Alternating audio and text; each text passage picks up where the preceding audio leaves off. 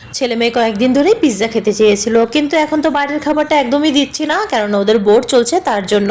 তাই ভাবলাম যে ঘরেই একটু বানিয়ে দিই। তো 1 প্যাকেট ব্রেড নিয়ে এসেছিলাম, আর ঘরে তো সব জিনিসপত্র এমনিতেই থাকে, আর পিৎজা সসটা কম ছিল বলে 2 চামচ সেজওয়ান চাটনি আর একটু টমেটো সস মিক্স করে একটু বেশি করে বানিয়ে নিয়েছি। এটাও কিন্তু খেতে ভীষণ ভালো লেগেছে। পরে একটা ব্রেডের পিস নিয়ে বাটি দিয়ে গোল করে কেটে নিয়েছি, সাইডগুলো যতটুকু কাটতে পেরেছি। পরে একটা চিজ দিয়ে দিয়েছি উপরে, তারপর পনির, ক্যাপসিকাম, পেঁয়াজ সবকিছু ভালো করে সাজিয়ে আবার ওপর দিয়ে একটুখানি চিজটা ক্র্যাশ করে দিয়েছি। পরে আরেকবার করে ক্যাপসিকাম, পেঁয়াজ আর পনির উপর দিয়ে সুন্দর করে সাজিয়ে প্যানের মধ্যে একটুখানি বাটার দিয়ে ব্রাশ দিয়ে ভালো করে মাখিয়ে তারপর তাওয়ার মধ্যে বসিয়ে দিয়ে তারপর ঢাকনা দিয়ে ঢেকে রেখেছিলাম। 2 থেকে 4 মিনিট মতো লেগেছে।